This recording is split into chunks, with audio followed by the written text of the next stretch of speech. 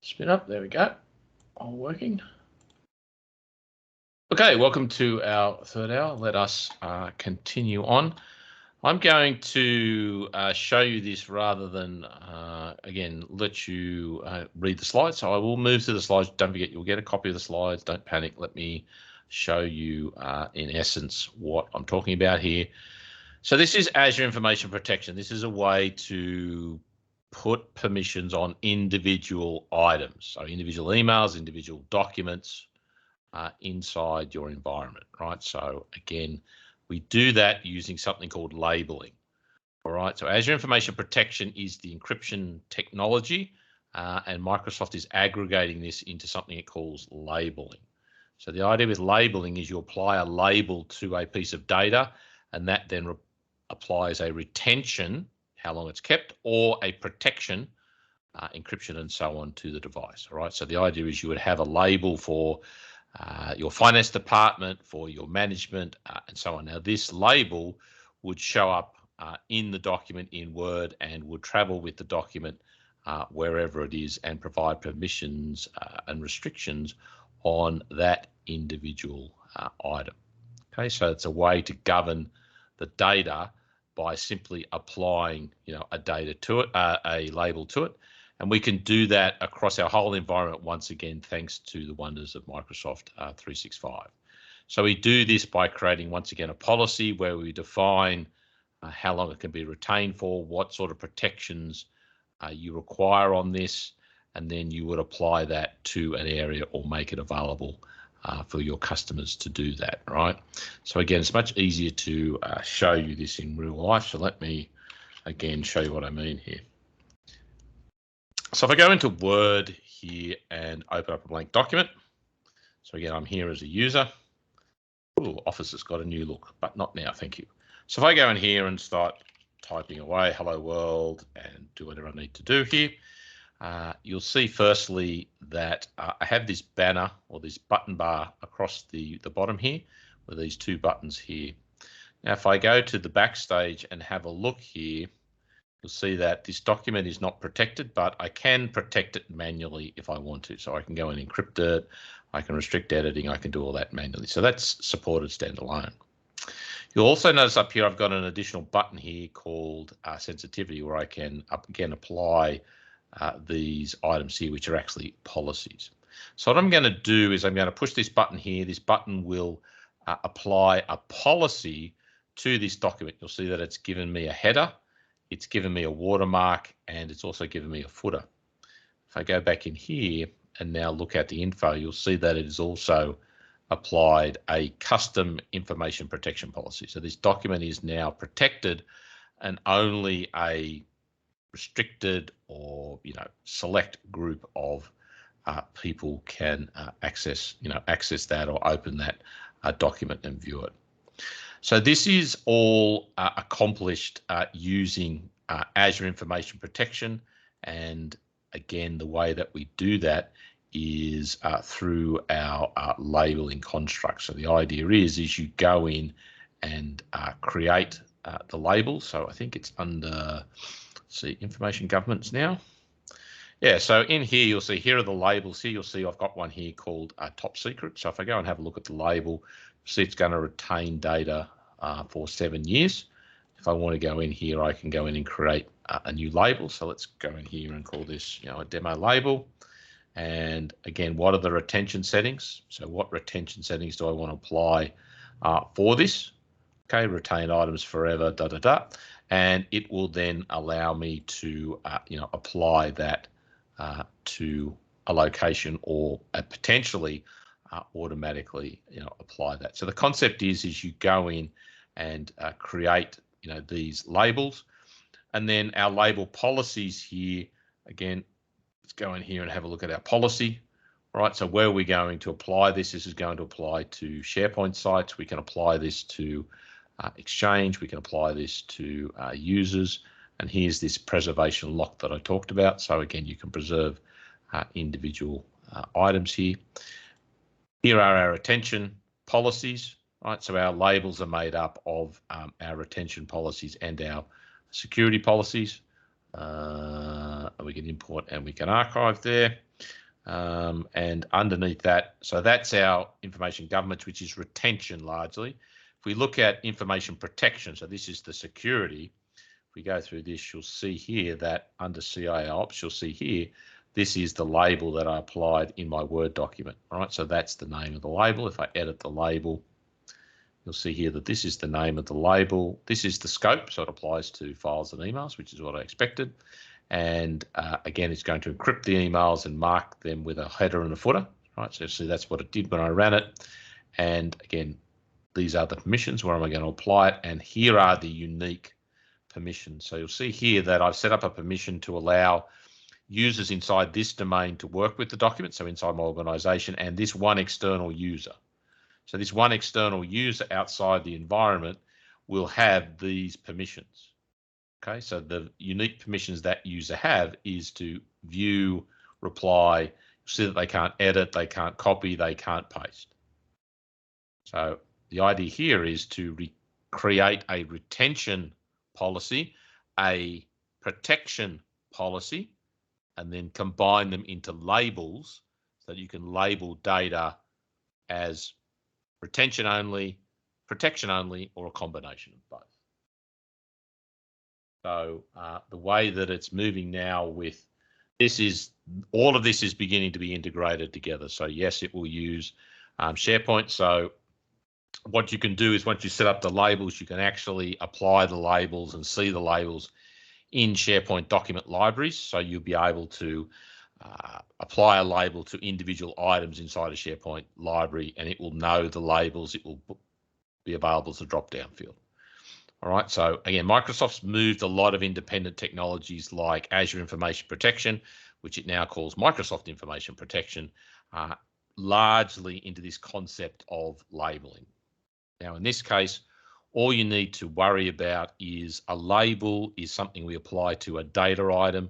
That label can contain retention policy, how long it's retained for, or protection information as to what security is applied to that information.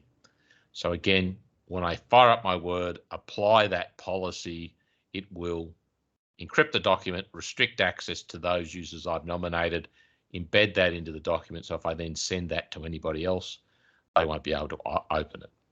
So labeling, Azure Information Protection is a per data item protection capability, but again, requires you or someone to go in and set up policies for the user. So once again, the best practice approach will be to come up with some standard policies that would work with most organizations and then offer them as a standard offering. And then you can say, look, I want to then potentially, there's an option to charge or to have an additional fee to add additional policies.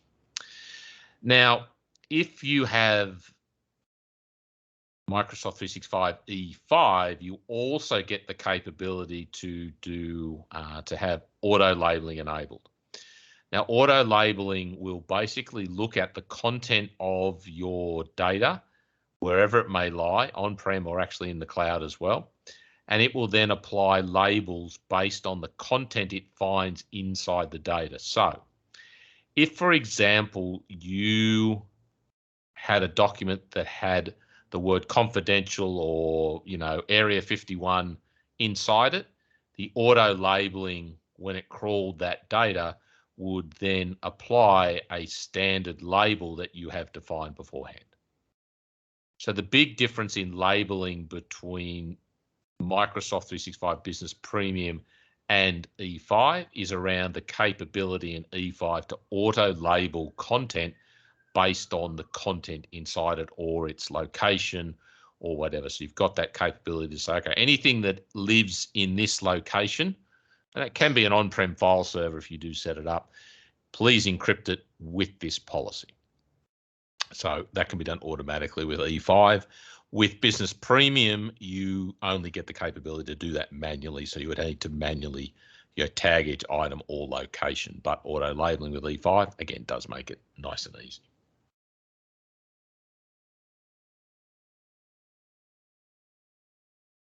All right, are there any questions on information protection? Because that, again, very deep, very involved area. Not very many people get into it. I would suggest to you that your takeaway from this is look at implementing information protection in your environment to protect your own data. So what sort of stuff, invoices, contracts, customer data, can you apply information protection to using Azure Information Protection and then gain experience with it? Now, a very good example is every quote that you do should be protected with information protection. So when you send it to your customer, they are the only ones that can open it, but they can't edit, copy, paste, or forward it. All right. So then that's going to protect your intellectual property around your quotes, but it's also going to generate a talking point because they're going to say, wow, you know, I didn't know you could do this. Can we do this? How do we do this? You know, can you help us implement this? But the big issue now is that information has no borders. It's not locked in a file server. It's in attachments. It's sent all over the place to many people. So if I send you an attachment, you can forward that attachment to anybody else in the world without me knowing. You can modify the attachment and then send it on to anybody else in the world and pretend it came from me. So using things like labeling, information protection, and retention, you can really control your data right down to each individual item if you choose. And it's all largely determined by policy that somebody, i.e. the IT provider, goes in and set up. Now, if you're a smart operator, you'll work out what the common policies would be as a starting point or templates, and you would then look at automating those using a script or PowerShell or whatever, and provide that to customers. But the takeaway is that all of this information governance protection is available in Microsoft 365 Business Premium. And again, if you go E5, you'll also get a few advanced capabilities, one of them being the auto-labeling capability. So again, that's a value add for E5. Are there any questions on that? And again, you could spend a whole day just talking about information protection and going in and looking at it at a low level. But the takeaway is do it for yourself and set it up and understand how it works, push it out in your own environment. All right, I don't see any other questions, so let us power on. Conditional access, right? Conditional access, again, is an Azure AD P1 feature, part of Microsoft 365 Business Premium and E5. Basically, what it does is it allows you to control by policy who, what device, what location, and what apps are being accessed, and then take action based on that. So again, are the users allowed? Are they blocked? Do they have to go through initial MFA, and so on? So it's using machine learning to be able to work out these different situations, to look at things like session risk and so on. So once again, this is driven by policy. You need to go in and configure and set up and manage these policies. Now, as a best practice, right, again, think about what the baselines are. So one of the common baselines is that you can prevent logins to environments from countries. So like I said, at the moment, my conditional access is restricted to my unique Office IP at this point in time. Now, when I travel next week, I'm going to need to expand that probably to Australia so that I don't lock myself out. But again, if you have users who are effectively homebound doing work, or you want to restrict doing homebound, you can, again, restrict their their IP addresses. So again, rather than in the slides, why don't we just show you? That's not the right tenant. We go to the non-tenant. So there's a couple of different ways you can get to the conditional access policy. So you can go purely into Azure and do a search for conditional Azure AD conditional access policy. The other way you can get to it is if you go to Endpoint Manager, and if you look in devices, you'll see that there is conditional access in there as well. They're effectively the same thing. So if you're in your Endpoint Manager, so if I go into my devices here, down the bottom here, see how I've got conditional access. So again, effectively the same concept here. All right. So the idea firstly is to say, okay, well, what name locations do I want? So let's go in and create, let's see if I've got any. Oh, I have got a name location. So what I've done is I've gone in and defined a name location as Australia. So this is a set of known IP address linked to this country. Same with New Zealand. And in this case, I've set up an Office IP address, right, with a single IP address. It can be a range. You can define that with with exactly what you want. So if we go in here and set up a country location, you'll see here that you can determine it by IP address. You can determine it also by GPS location. So you can use the integration with the Microsoft Authenticator app to actually do geolocation if you want to as well. So you can use geolocation if you want to set that up, but that integrates with the Microsoft Authenticator app only. Now, once we've done our locations, the next step is to go in and create a policy. So let's go in and create a new policy here. So a typical country, blocking of a country. So I'm going to call this block outside AU. And then what I'm going to do is, who am I going to apply this to? Well, I'm going to apply it to all users. However, this is a very important point. Make sure that you do go in and exclude a break glass account. And typically, that's going to be, your administrator or administrator's accounts here, right? Because there will be a day when there'll be some sort of problem, or maybe you didn't think didn't get the policy exactly right. So like MFA, you should always have at least one break glass account which the policy doesn't apply to, which will allow you to get out of jail if there's ever a problem. So again, include all users, absolutely, but make sure you do include at least one account that can reverse this if needed. So what are we going to protect? In this case, we're going to protect all our cloud apps, but you'll see here I could go in and select the cloud apps that I want to protect. All right, so you'll see that I can go in here and protect Office 365. I believe we've even now got PowerShell in here. Let's have a look. No, it must be under something else. But at the end of the day, you'll see all these apps here that I can go in and control specifically if I want. Again, I can go in and exclude those apps from this policy as well. And we've also got user actions in here if we want, and also authentication. Okay, I think that links with Cloud App Security. So normally what you would do is you want to say, I want to include basically all my cloud apps. Okay, then we want to go into the conditions. Okay, so we can determine whether a user's risk, if a user's risk goes to medium or above, then this policy will be enabled. Same with the sign-in risk. We can target this at platforms, any device, which is probably what we want to do. Okay, so again, we can leave this off, or we can target the individual. We can also target it at location. So what we want to do here is we want to set up the policy to include any location and exclude, okay, the location that we've defined. So this is where it's important to define the locations first. So let's again exclude all these locations that are whitelisted. Okay, so we'll come and see why I've included every location and excluded the whitelisted ones here shortly. You'll see that I can also target the client apps at the browser. I can also do mobile apps, the older legacy clients if I want. I've also got the ability to do the device state. So the idea here is as it says, is it Azure AD joined? Is it marked as compliant? So we can apply a conditional access policy to that. And you'll see here, we've also got the ability now to filter for devices. So we can filter down to a person's individual device if we so choose. Now, this is the important part here. So in this case, you can set the policy to grant or allow. So when we grant access, we can say, requires multi-factor. So that's where a user would be required to put multi-factor again, even if they are logged in initially.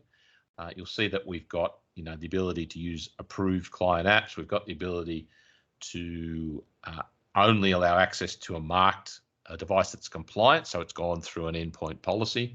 In this case, I'm going to set it to block. Okay, so what that means is that if you look at the rule here, this will apply to all users, all applications, and it will apply to all locations except those whitelisted applications. And the action it's going to take is to block. So again, if you are not in a whitelisted location, then your access is going to be blocked. So anybody outside Australia or New Zealand or those whitelisted IP addresses are going to be blocked. So nobody outside Australia and New Zealand is going to be able to access the environment. And you'll see here that I've also got the ability, if I want, to go in here and select the option to customize continuous evaluation, because it's going to evaluate the conditional access policy continually by default now. All right, so you can customize that if you want. You can, again, do a number of different options here under the session. So the session capabilities is basically looking at the conditions on a regular basis. Now down the bottom here, I can report only. Always a best practice to turn it into audit mode first before turning it on and not locking yourself out. So that's what I'll do here. Let me go and create the policy. See that it will create that policy for me or put it into the list, and then it will apply that to my logins. Now, if I want to see the impact, I select the what if option, and then what I would do is go in here and pick a selected user to try this on. So let's go in and try this user. Any application, what IP address are they logging in? 36.1, right? And they're going to be logging in from, let's say, Australia. All right, I would fill out all of those conditions, and then I would do a what if. It's basically then going a bit out down the bottom here that no policies would apply to this user because I'm logged in inside Australia. Okay. If I, for example, change this and make it Azerbaijan, do another what if, I should find, again, the IP address is probably what's hanging me up. So can I have it without an IP address? Let's see. Do a what if there, and basically what it should be, I need a valid IP address. So I have to look up an IP address outside. Let's try 20, I don't know, mate, 141.36. I don't know, 12. I think that's outside Australia. Do a what if, let's see what happens here. But the idea would be is you'll see here that in this case it's blocked. That policy is kicked in and it's going to block access. So I'm able to run a what if on the scenario. So always a good thing to do before you go and lock a user out or lock yourself out of the environment. Run a what if on the environment. Now the other way you can do it is if you go into the reporting option here. So here's the insights and reporting. Again, we just need to connect to a log analytics workspace to do that. That'll give us more details. Diagnosis and problem solving, really good handy thing here, which a lot of people overlook. So a nice little chat bot there to just talk you through any issues you've got. Now, a couple of best practices here is you want to have as few policies as you want. It's like a firewall. Again, think of this as, it's got to evaluate these policies. So the way it works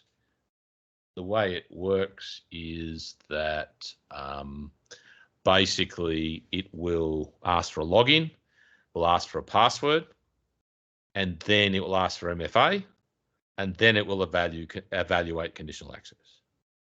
So conditional access is not a way to prevent denial of service. Okay, you need to get the right login, the right password, the right MFA before conditional access is evaluated. Now, the good thing about conditional access now is that it is evaluated basically constantly. So if any of the parameters fall out, then the user will be prevented from accessing it. So again, we can use this to prevent access to SharePoint files from a generic web browser from a machine that's not compliant. So not only do I have my personal production conditional access limited to an IP address, I also limit it to machines that are compliant. So the machine has to be compliant to be able to access any of the information, which means it's part of MDM and it's gone through all those security policies.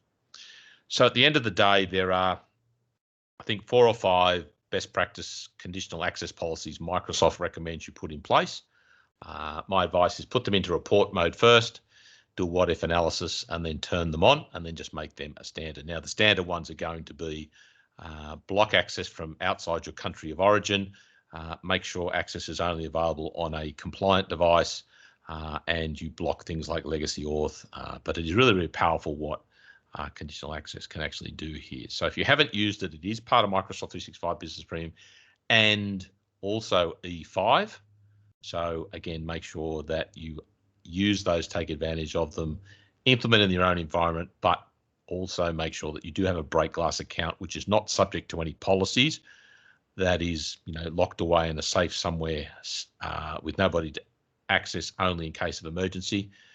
Because if there is ever a problem, you may need to come in and adjust the policies to suit, and you don't want to lock yourself out, which I have seen people do.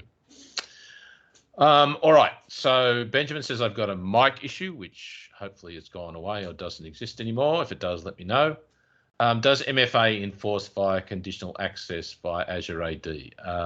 I'm not quite sure what you're asking. There's a lot of three-letter acronyms there. MFA is, the basic MFA is part of Office 365 and the part of basic Azure. So underneath Microsoft 365 is basic Azure, and you get basic MFA with that. Now, when you add Azure AD P1, you get something called Azure MFA, and that has a number of additional features in it. So again, things like whitelisting. So the advanced Azure gives you whitelisting, gives you a number of additional features, and that's what's incorporated in Microsoft 365 Business Premium and E5, and that's what Conditional Access will also take advantage of. Okay, so Azure AD P1 adds Azure MFA and all its capabilities on top of the standard MFA to give you all of those capabilities. And there is a chart that Microsoft has that will show you the difference between the basic MFA and the Azure MFA and the features that are included. One of them is whitelisting, right? So you can whitelist IP addresses. All right, any other questions?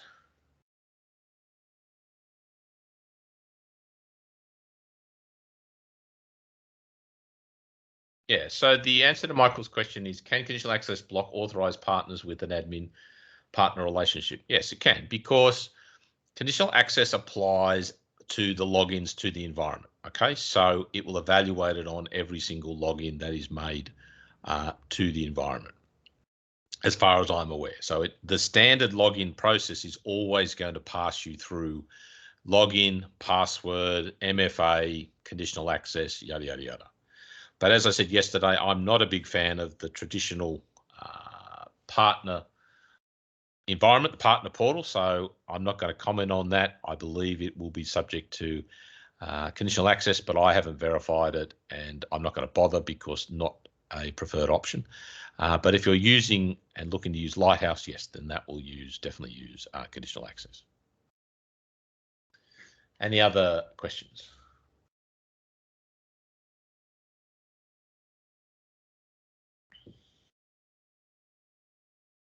Any other questions on conditional access? No, pretty straightforward. Okay, so let's talk about device security. We have done a session previously on endpoint managed, so I will rip through this a little bit quicker. Again, we're using Intune to achieve the ability to do MDM and MAM. MAM is targeted at the applications to prevent things like copy and paste and control the information inside, Outlook, Excel, Word, that gives you that BYOD capability. It's designed to enforce your corporate access standards. So we can enforce, that it has to only be the Outlook app. It can't be the Apple Mail app to read corporate emails. We also can prevent data leakage. So we can prevent information being copied or removed from devices. We can also enforce encryption at rest, which is great for BYOD. So if you have a customer or a user who brings their own laptop but doesn't do an Azure AD join, and then they sync sync the libraries or the corporate data to the local machine, how do you protect that information when that user leaves the organization? Right, so you can do that with MAM policies, which you should be doing to, again, protect that corporate information. And we can do app level wipes of the environment. Again, we've covered a lot of these capabilities. I'm not going to dwell on this. There's lots and lots of Microsoft capabilities. One of them, which I'll call out, is called Windows Information Protection. This is a nice, easy way to prevent information moving to a non-corporate container, think like a USB key. So you can define the PC as a corporate container of data. If the user then tries to copy data to a USB key, which is not defined as a corporate data location, the information can be blocked from being put on there thanks to the policy. So that's what Windows Information Protection is. And we've also got the Azure Information Protection, which I talked about.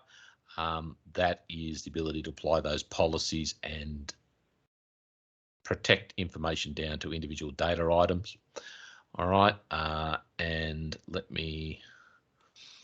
another one here is attack surface reduction rules, which I'll talk about in more detail, but let me show you the demo here. So again, if you haven't looked at Endpoint Manager, this is where I'm going to be able to enroll my devices for MDM, device management. So I can enroll my Windows devices, I can enroll my iOS devices, my iPad, my iMac, my Android, and my Windows 365. And I can manage and I can push down compliance policies to make sure that those devices maintain compliance. I can also push down configuration policies. So if we go in and create a configuration policy, hopefully everybody's seen this. Let's go in and do Windows 10. So you'll see that I can choose from a number of templates, but a better way these days is to use the settings catalog. We go into the settings catalog, and then what we can do is choose from any of the number of the options that are available to us. So if we go in here and then say, okay, I want a policy to work with, OneDrive. So this is now going to search across all the capabilities in all of the policies and show me all the OneDrive settings. So you'll see there are lots and lots of OneDrive settings here. I would then, select the ones that I want, and then I would go on and apply that policy to users or to devices, and then that would then obviously apply to those. I can then go in and apply application management. So we've got our devices, we think hardware, and then we've got our applications in here. So this is where we can push out applications. So you see here, I've got an installer to do Acrobat, lots of different options in here that we can push in all sorts of apps. So here's a list of what I defined as corporate apps, and I can add corporate apps in there. We can protect those apps again with a policy. We can configure those apps again with a policy. We can also do our policies for Office 360 for our desktop applications of Office, when they update, what rings, all of that sort of stuff. Here's our ability to selectively wipe an application.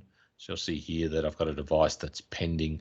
I'm trying to wipe my Outlook, corporate Outlook my data out of Microsoft Outlook on my iPhone. I obviously haven't turned the iPhone on for a while. So we can control the information even if the device isn't enrolled. On top of MDM and MAM, we've also got this Endpoint Security. Inside our Endpoint Security, we have these baseline policies. So these are best practices policies that Microsoft make available to you, and they update those regularly.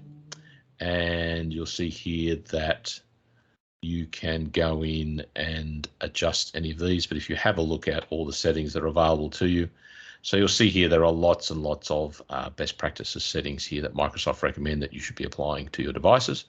And the idea is to apply the baselines for Windows 10, Edge, and Defender in there as well, and that will take the majority of the configuration to best practices you are required.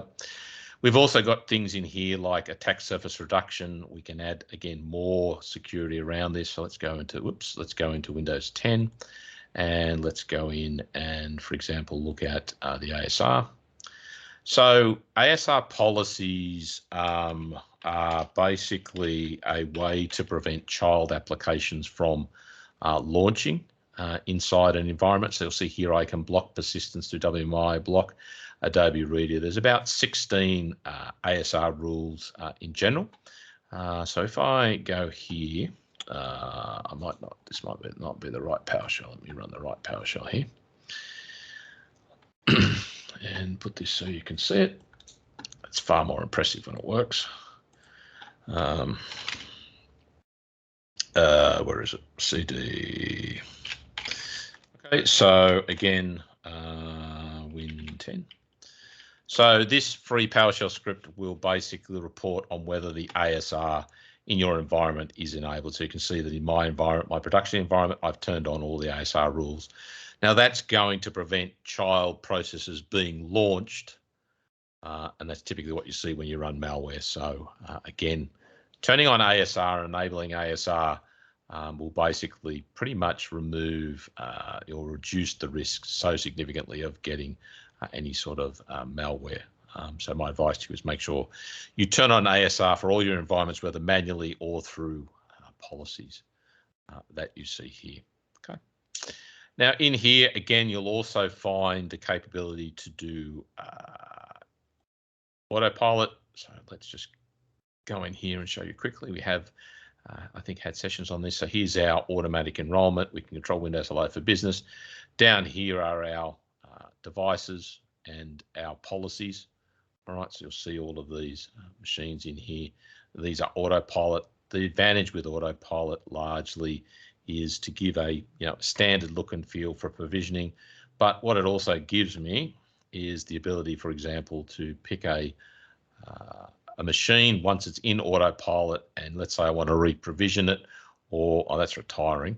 Let's say that I want to, let's say I want to find a device that's not retired. Let me try this one. Let's say I want to give a device to another user. What I can do in here is basically go in and select the option here to do an autopilot reset. So that will basically wipe the user profile, get it ready, out of box experience for the next user. So super handy when we're doing demos and all that sort of thing. Also, now we've got this reporting capability to look at device compliance. We've also got our Defender built in here.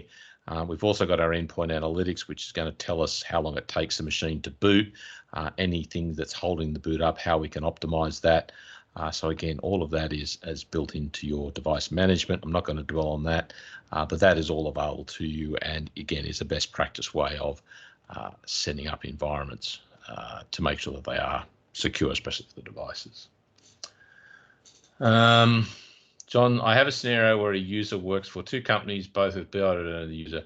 Can Intune device policy manager be applied? Yes. So if you have two companies, you would need to have that device controlled by MAM only by both companies. So again, it can't enroll in MDM, but it can certainly consume MAM from both via the policies. But again, you're running a risk there with some overlap, but at the end of the day, the answer is yes, but like with anything, you need to be careful when you mix and match policies from different locations.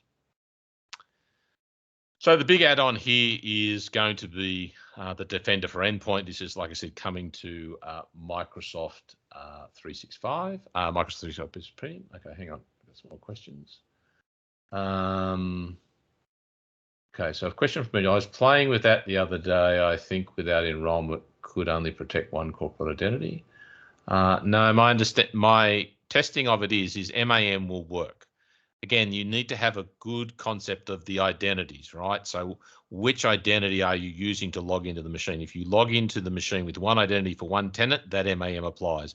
If you log out of that identity and log into another identity for that second tenant, then that MAM will apply. So again, there's a lot of caveats here, right? You've got to be very careful when you mix and match, and it's not a good scenario, right? It can be done, but you're risking a whole lot of pain. My advice is set up a Windows 365 machine, one user, one tenant. That's what it's designed for. That's the best practice. If you want to go outside that, will it do it? Absolutely, but there will be compromises you will need to make in the protection environment. But my advice is don't do it and use something like a virtual machine or Windows 365 to handle that. That is a much better approach, much more secure and much more easy to manage. But will it support it? Absolutely. But like anything hybrid, you're going to have to make sure that you know what you're doing and set it up appropriately.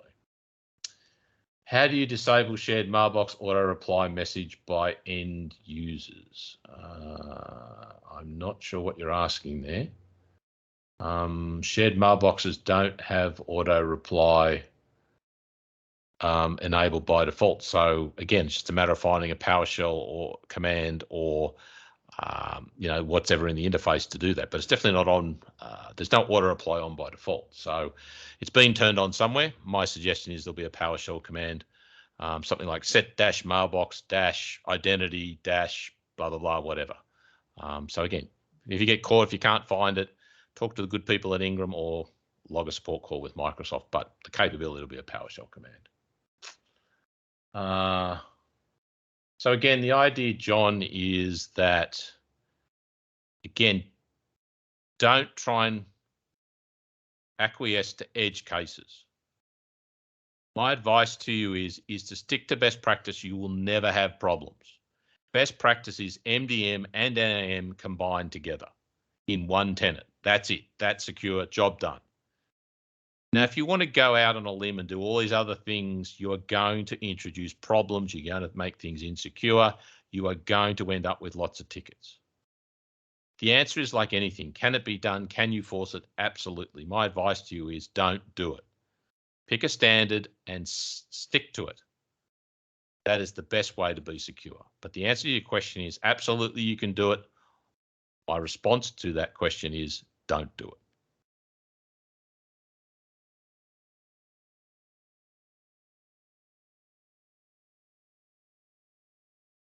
So again, John, for the specifics, we're not doing a device management session here. My advice to you is to review the session we've done on device management, read up about the devices, the Android devices and specifics. I haven't got the time, unfortunately, to go into the details here on that sort of condition. Again, speak to the good people at Ingram, log a support call with Microsoft, but the answer 99% is going to be yes. It's all a matter of configuring it.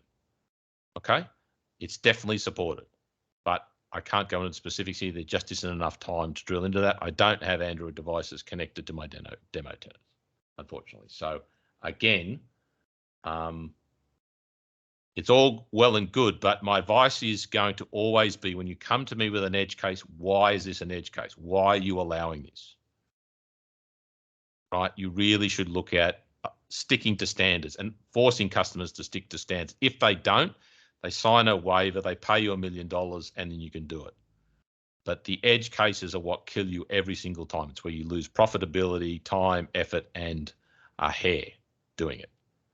So the answer is yes. Speak to Ingram, log a support call with Microsoft, and I'm sure they can work it out. All right, so Defender for Endpoint, effectively in a nutshell. So again, let's do this. We'll start this off here. So let me find the tenant where this is. I think this is it here. It may not be. Let me have a look here. What am I in here? Let's go back to, there we go. All right, so the way that it is now being integrated into the security area here. So you'll see here that this tenant has endpoint security in here. All right, so it's now integrated in here. So the idea is when we do our devices enrollment, we have a policy that will also enable them for Defender. Okay, so we've now onboarded 2 machines here. So if we have a look at these are physical Surface Pro machines I've got here. And when we go into these machines, we'll see we can apply tags, any open security incidences, its exposure level details there. But the real meat is over here. So it shows me that there are no known risks. Its exposure level is currently medium. Remember, we talked about the conditional access, which can also go medium, high, and low. So this is where this feeds into as well. We can see any alerts over time here. So these are the alerts that have happened. So this one here was an attempt to steal credentials. We can drill into that and we get information about that. It's going to show us in great detail what happened here. So this is basically an attempt to dump credentials out of LSASS, and I'll show you that in a minute. But you'll see here, look at the amount of detail that it provides on the actions that transpired. Right, huge amount of detail here. You'll see here that we can now go in and look at this where it triggered. We can go in here and manage the alert. We can see it in the timeline.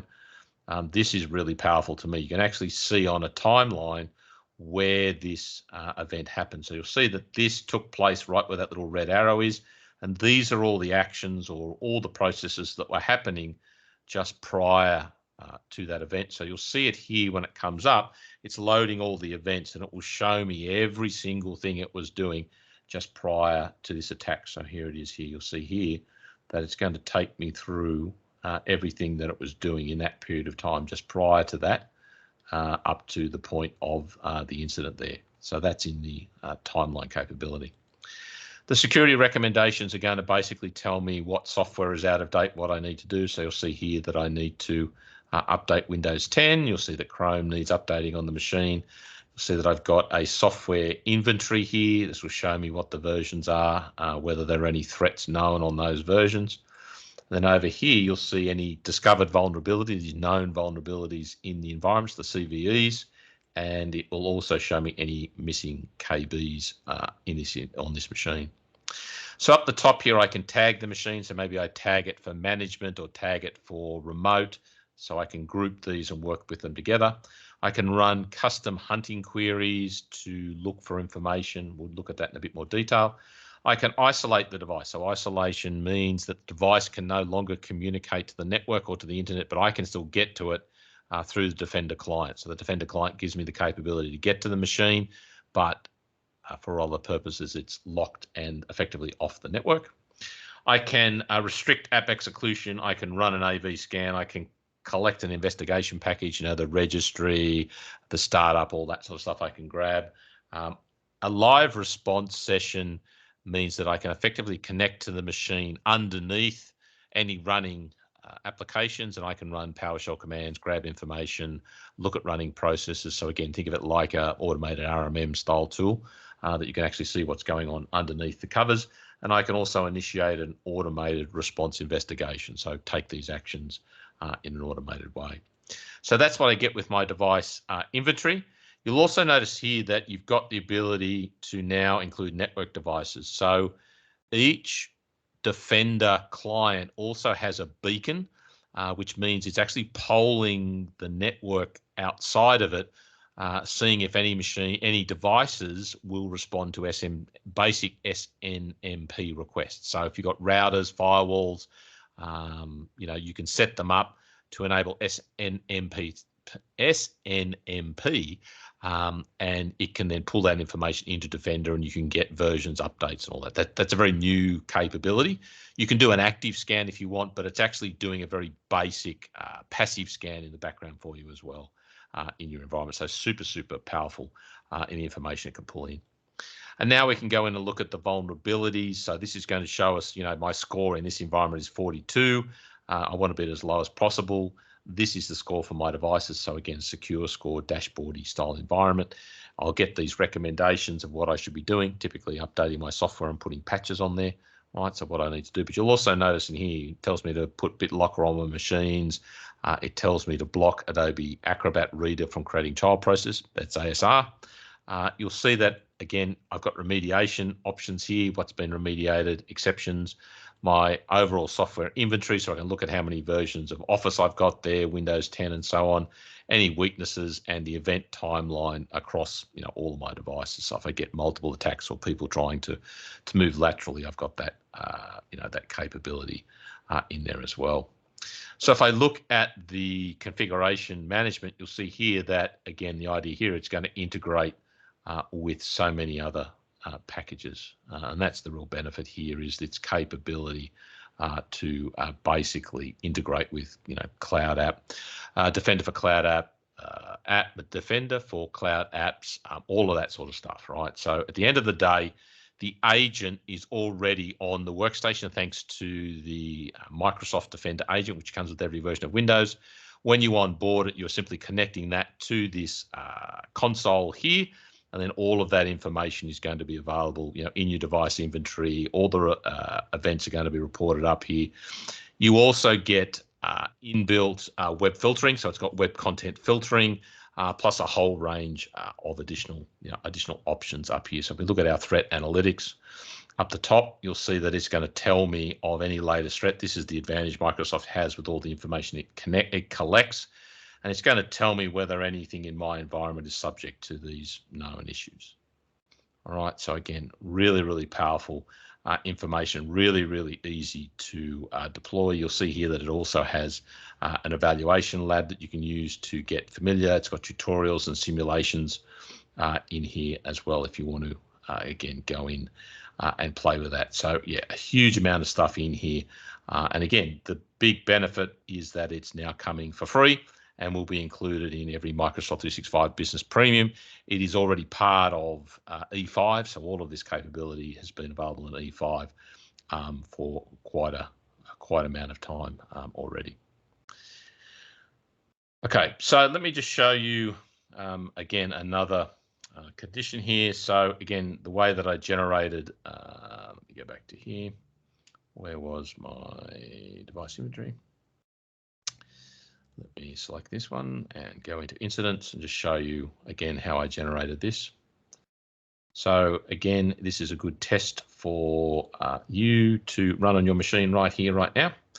So if you have a look at this, it's looking at the LSASS service, right? So if you right mouse click and you go to Task Manager in your environment and you go to Details and you look down the list here, you'll find something called lsass.exe. Okay, now if you right mouse click on that and you'll see there's an option to create a dump file. If you're able to create a dump file, then you're potentially vulnerable because that's the way Mimikatz work. So the idea is they get access to the box. They then run this dump process of the LSASS, which has all the local user credentials and logins and passwords. And then they run that through Mimikatz to decrypt that and then use that to jump across to other machines. So again, you should not be able to dump the LSASS credentials if you set up your box correctly. But again, most people haven't done that. So again, an attacker can get onto the box, do a dump of LSASS, run Mimikatz on it, get all the usernames and passwords that are held in that machine, and then use that to get access to other devices in the environment. So the idea here is that this Defender product is coming to Business Premium. You can sign up for a trial for P1 immediately. I think it's a 90-day trial. By that time, we should have it. So you should be able to implement this immediately in your environment. My advice to you is put it in, at least in your own personal production environment, start becoming familiar with it, because this is, again, going to be such a standard going forward that really now is the time to start learning this product and getting up to speed with it and working out how it works and how you can go in and examine information, look at the processes here. You'll see here that it drills in and takes, significant amount of information. So it's going to link off to what this sort of process does. If we go in and look at the things like the threat analytics here, so let's go in and look at this one here. Select that, and you'll see here. Look at just the volume of information you get. Look at the analyst report.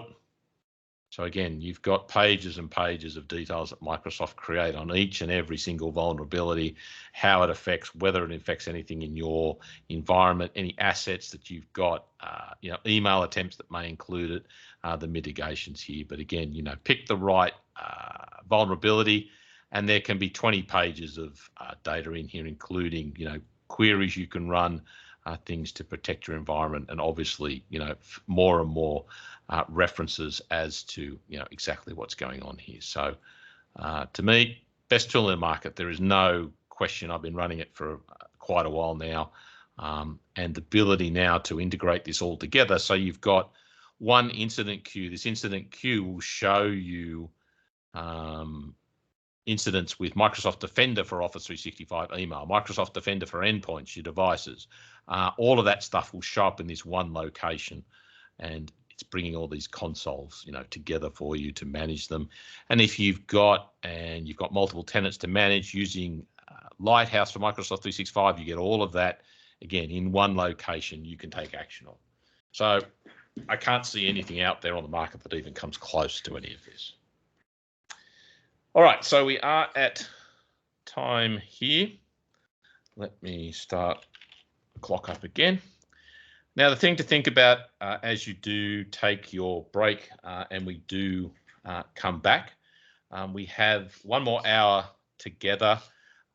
We've covered a lot of information. I still have some other things to work through here, but if you do have something of particular, and again, remember, we wanted the general nature so we can talk about it and show people.